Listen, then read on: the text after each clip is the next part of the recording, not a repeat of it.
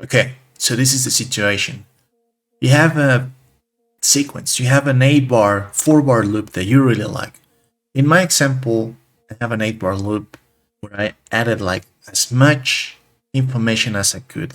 Layers with leads, with pianos, with keyboards, pads. You see here that I have snares. I'm using 16 tracks for lots of information. And I play with it and I was jamming. I did everything I could. Check this out. 3, 2, 1.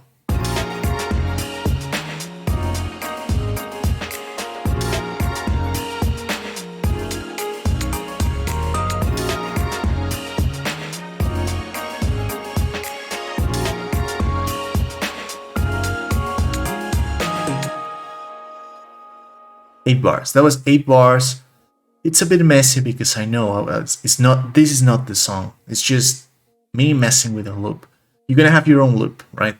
So finish one loop that you really like, where you feel like you mix your best. You added the sounds that are like appropriate for the beat.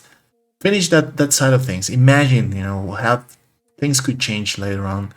But this is where things get hard because now we like, okay, what am I supposed to do next? Of course, we can play with mutes, right?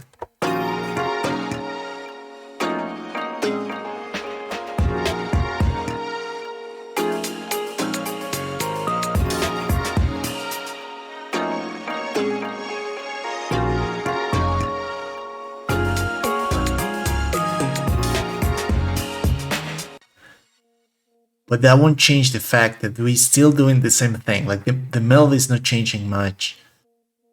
I don't know. It's good, but it's still the same loop. We're still trapped in the loop. We're giving it some dynamics by changing things in the arrangement, like removing stuff, taking it here and there. But I don't know. If you feel like me, sometimes the way I do is like you're gonna feel like you need more. Like this song needs to change even more. Like you need new melodies, you need new chords, you need maybe a change of groove, change of pace, you need something more.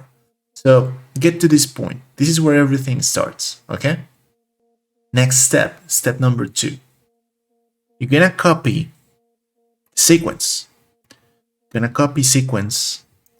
Oh, let me remove the camera so you can see, of course. We're gonna go to the main page, this little pencil, click on it. You know this, copy sequence. And we're gonna copy this to number 18. And I'll call this draft number 2, just for the sake of it. Draft number 2, do it. Still not, this is not a song or anything, right? Like I just want a new variation, a new part of my song, something new to get inspired. Like that's the goal. So we get out of this menu. Now we have draft 2, but it's exactly a copy of what we had before. So step 2, copy it. And now next step number 3. This is 8 bars, right? You're gonna double this. No matter what, double it. Double the length. You can decide to make it 4 if you want, but remember my last trick. We're positioned here in the Q link table and we're playing with this selector, right?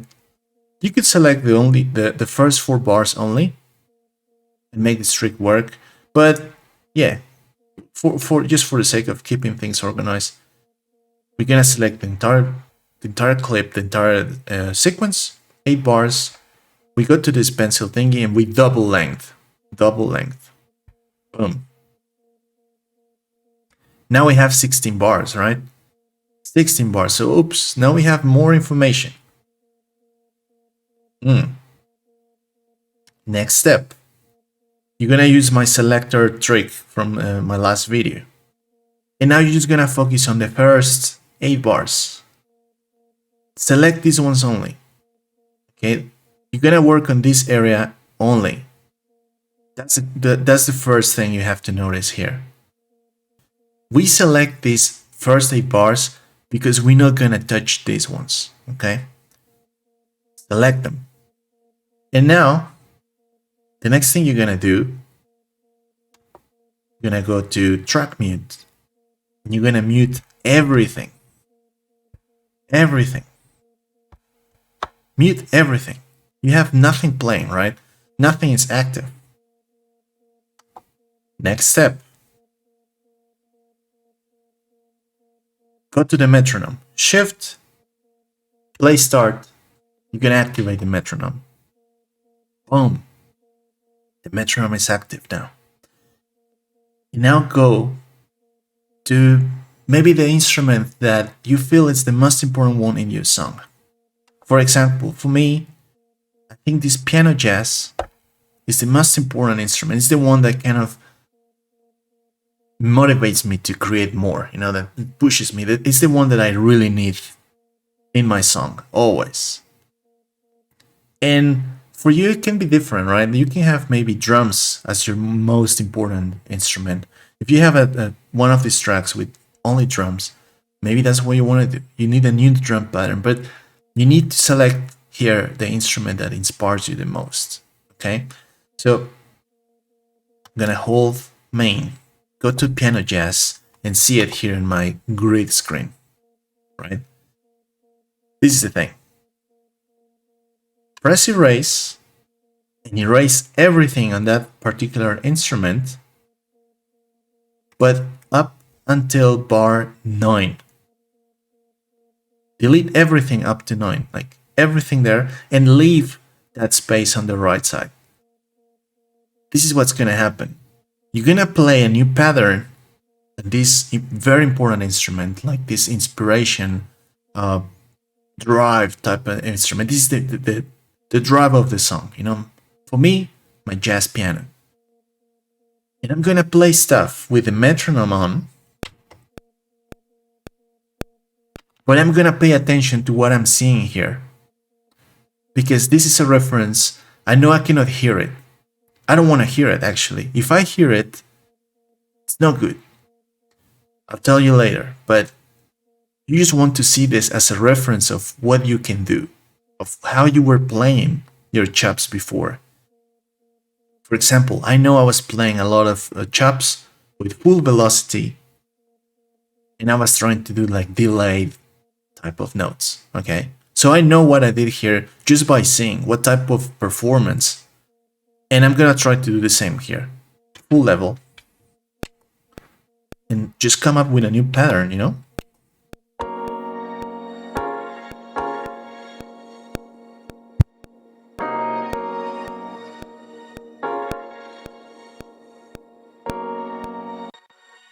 So that sounded cool. Check this out.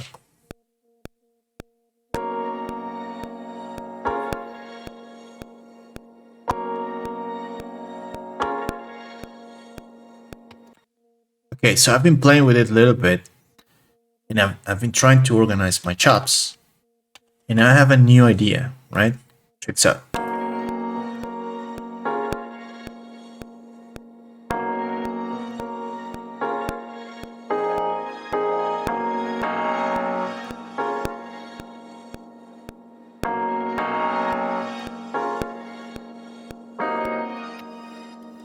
It's very simple, and it's a bit empty, right? But remember, I have other instruments to follow along and join this new idea. So what I'm gonna do next, I have this, right? I'm still not listening to my previous loop. I still leave that there. If I have to delete stuff, I'm just gonna focus on the left side, right? This one is your reference, and that's why I wanted you to have it there. It's for you to see what's going on, on the previous sequence, so you don't get lost or do crazy shit that maybe it's not necessary. Go back to track mute. We finish at the piano idea. This is the best I can do so far, but I need the other instruments to get involved. Maybe I need the groove to be back. So I'm gonna go to the hats and activate them. Boom. Hats are active again. I'm gonna hold main, go to hi-hats, go to the grid. Oh, okay. So remember, the duplicate that we created and the section where we're gonna be working. I want to delete the section where we're working. Like, I don't want it. I don't want to see it. I want to see this as a reference of what I was doing before. but I don't want to. I don't want to hear the hats. Why? I don't want to hear the hats because I want something totally new. If there's something that I want to keep from my previous idea, just to stay on the same line, stay on the same track, maybe at this point I could bring it. For example, I see this hat. Where is it? This hat. If we zoom in, we're gonna see that I was playing this hat like in the beginning of the beat, like doing just a ta ta ta ta. Very straightforward. Everything else is kind of dynamic, but this hat is not. So maybe I can leave it. Maybe I can leave it. Maybe I can record it again, or maybe I could look. I can delete everything except that hat. This one. This is the one I want. So I'm gonna go erase. I'm gonna select this hat, accept note, and delete everything until 9. Bar number 9. Okay. So now I have this hat. It's the only one that remains. Everybody else can have fun. Everything else can be dynamic.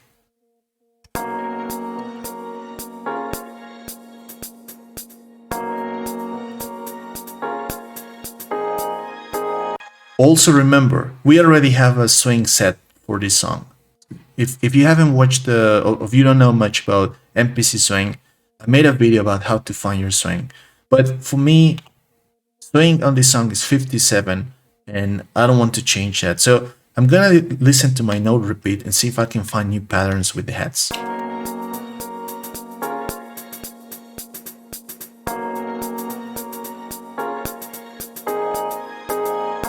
Nice, I like that. So what I'm gonna do now is record this hat, but I don't want to use note repeat. What I want to do is use 16 level with velocity, so I can do that myself. I don't like using note repeat too much because the velocity is very inconsistent, and then I have to go back and redo it.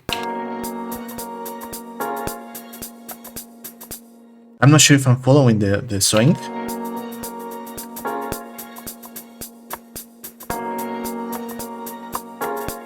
Oh, that sounds amazing. Okay, let's do this.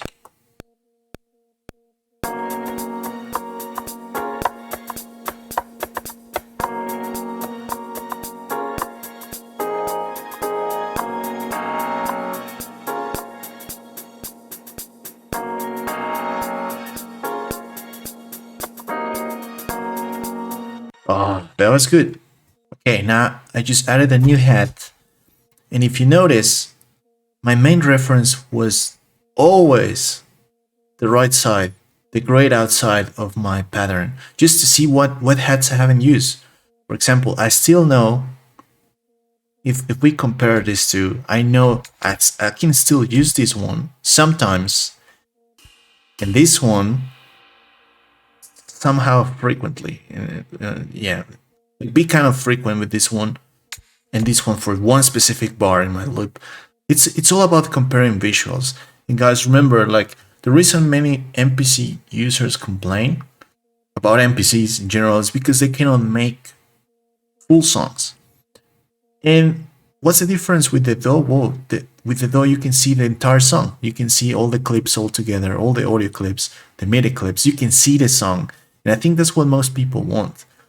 Of course, we cannot see the song here. I have a strategy for full songs, but for now, this is the thing. Like, compare sequences and see what you can use, but without listening to this. Listening to this, you've done this already and you're already tired of it. You did your best with your first draft. So now you're working on a new one, and the only reference you need is knowing how many times you can use something. Like, how hard you were hitting that something. How frequently in the sequence. That's all you need to know. You need to learn how your beats look like, how your hits look like, how your MIDI information looks like, and try to reproduce it, but with new grooves, with new patterns, and with fresh ears. So let's try to get the ride again. Okay, done. So now I have the ride, all the symbols.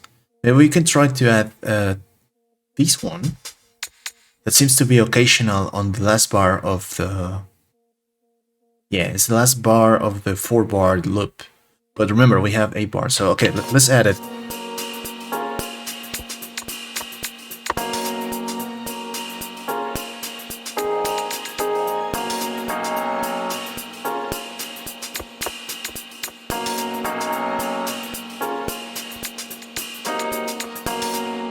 Nice. I'm gonna bring retrospective recording, select the head.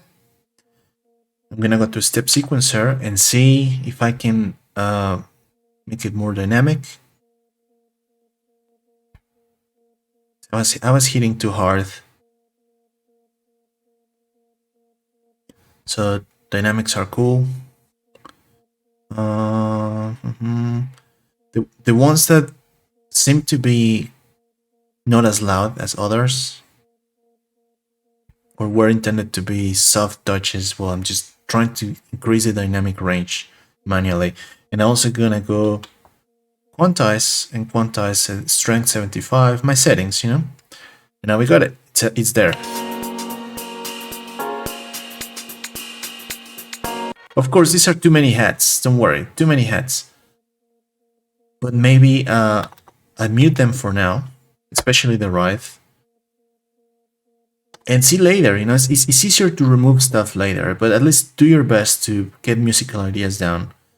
Now we're gonna move to what could be. Let's get something melodic down, you know. I can go try to leave. This is advice that I'm not 100% sure, but look, for me, kicks and snares is something I want to do last. I don't want to do this first because kick and snare increase the, how to call it, like hearing fatigue. You're gonna get tired of listening, and I'm using headphones, of course, but the kick and snare are very loud, especially in my music or instrumentals or modern day music, right? So try to leave this for last because this is gonna get you tired, the kick and snare. And for me, it's more enjoyable to get kick and snare to samples or music that start with this already there, and then try to match my music to the kick and snare. For me, the kick and snare follow melodical and harmonic ideas instead of the other way around. So I don't want to do this now. I have more percussions here, but we have a lot of that already on the hi-hat. So let's balance things with maybe melodic stuff. Let's see this keyboard number 2.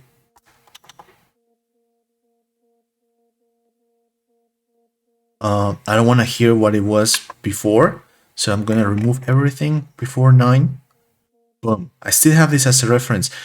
Now with keyboards, synthesizers, everything that's like, you know, we have all the range of the keyboard at our disposal.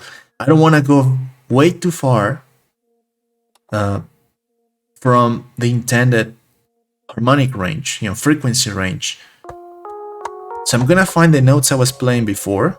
You can see them, you know, sometimes we select them.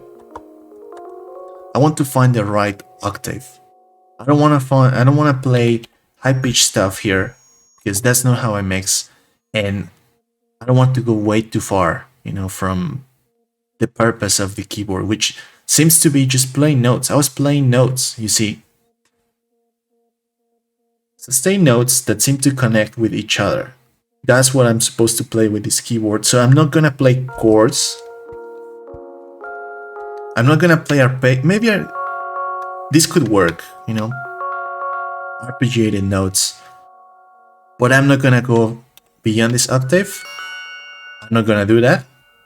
I'm gonna stick here and try to find more sustained notes that I can, you know, use for this idea. So let's go.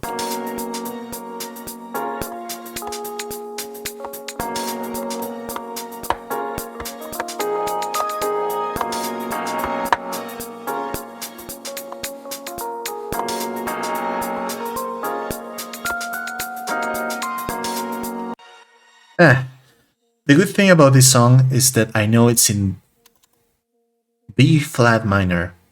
So all these chords are in scale, and I don't have to struggle with, you know, playing bad notes. But I'm gonna do it again until I find some melodic sequence that I really like. So give me a moment. Okay, so I think I found it. I found something I really like. So check this out.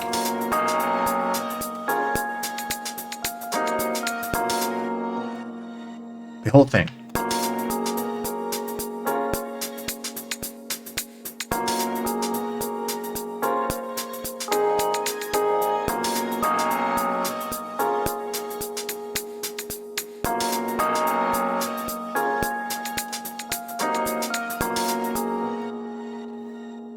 So as you can see, I have now notes that I like, and I found a melody that resembles what I was doing before. There's more content in the previous sequence, but I'm fine with that. You know, it's easier to always add more stuff, but the foundation is there, so I'm happy with it. Now let's move into another instrument. Okay, so now I'm in the first, well, keyboard number 1.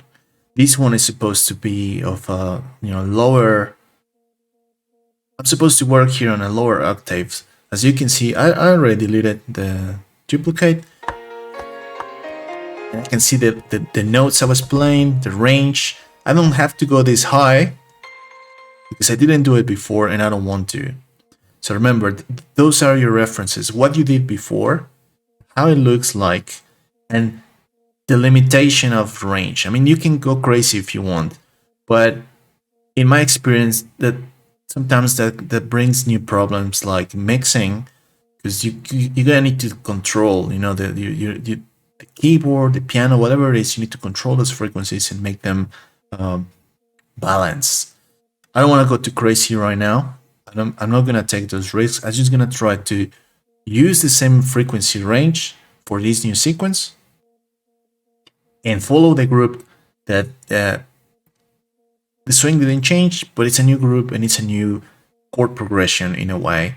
So everything's new. I'm doing the right thing. Let's get into it.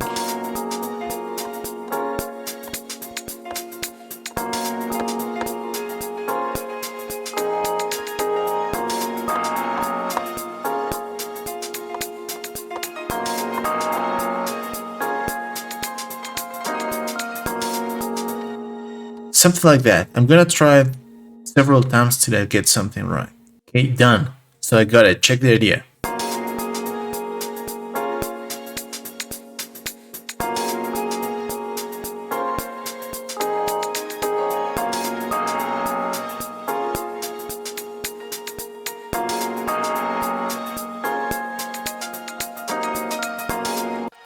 So the piano is kind of following everybody. The hats, main piano.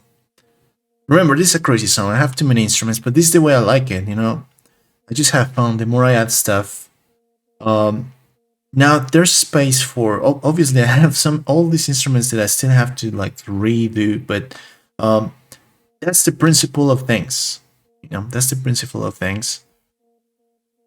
Now I'm gonna do it with everything and show you very quickly the result.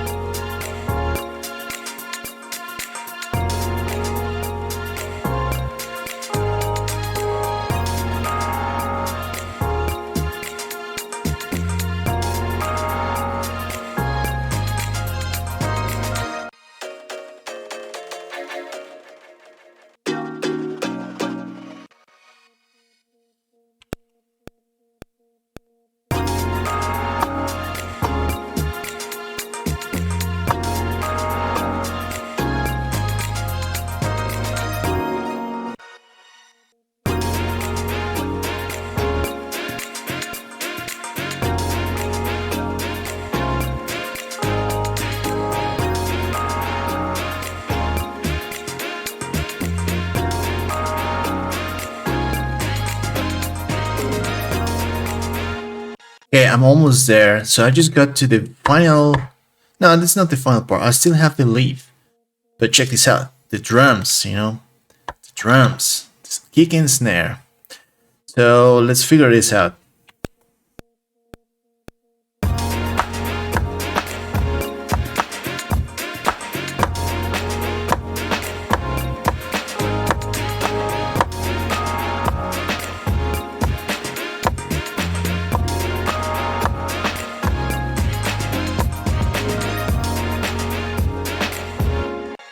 That was alright. That was alright. Okay, let me fix it. Okay, fix. Check this out.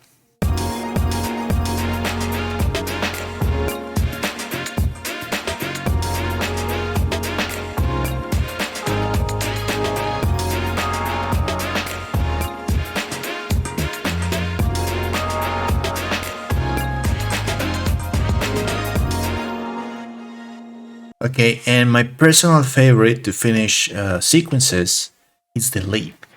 This one I have here, it was still empty even from the previous sequence, because that's the last thing I wanna do personally.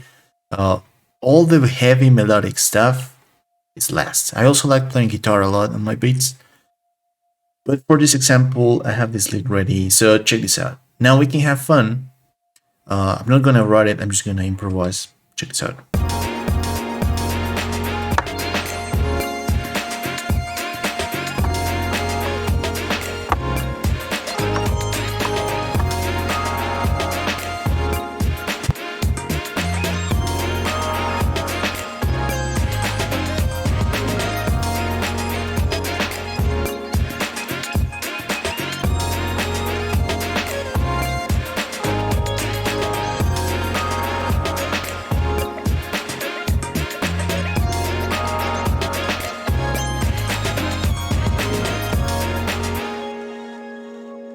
Okay, so let's recap. We basically went from this sequence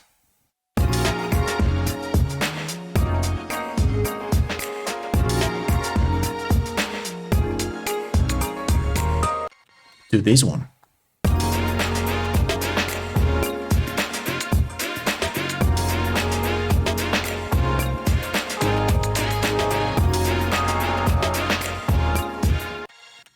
Remember, the trick is to copy the sequence that's your reference onto a new sequence.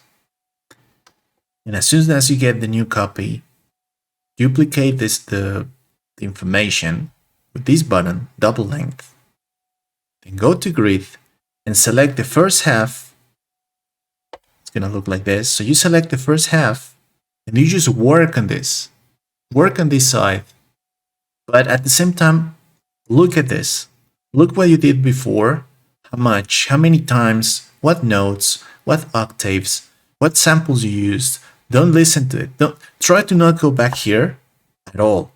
You want something new. So if you listen to this again, you're gonna get into, maybe the ideas that were in your head were the right ones. Maybe you liked the new option more than the previous. You never know what's gonna happen, but just stop listening to the first and focus on the new copy. And just to finish, once you're done with this, it's very simple. You want to get rid of this, right? You finish your new copy. You have a new sequence, a new draft. You go to main, press the pencil, and to half length. Boom. And the reference will disappear. And now you just have a new sequence with new information everywhere. Guitars, I didn't use them, so don't mind this. Everything's pretty much new. And it's cool. Now, how to make a song with these two? I'm gonna leave that for the next video. But for now, get used to this workflow. I would say it's just good. Like it really worked for me, and it helped me come out with new ideas that are not far from the original idea, and it helped me figure out what to do with the song, how to take it to the next direction. Okay, so that was the end of the tutorial. If you made it this far, thank you. I'd really appreciate if you leave me a like, if you subscribe, if you comment. I really want to get super busy here on YouTube. So remember, this trick is more about out of your ideas, create new ideas that are not way too far from the main idea. But later in future videos, what I want to show you is how you connect the dots. Think of these ideas as big dots with lots of information. And then you're going to spread them and create connections in between them, and epic, amazing songs that follow a line, with transitions, with instruments, with things happening. Like, I think we have the possibility, the chance to create amazing music that was never possible in the past or before. I think we have the chance to take it to the next level with this new era of MPCs and machines. And yeah, I want to see that happen. I want to share what I know with you and see what's the reaction. Learn from you as well. Be part of the community, all that stuff. But for now, I leave it like this. Enjoy the weekend. I'll be working on music. Send me comments, whatever. I'm 24/7 on this. I'm very excited. See you in the next video. Take care.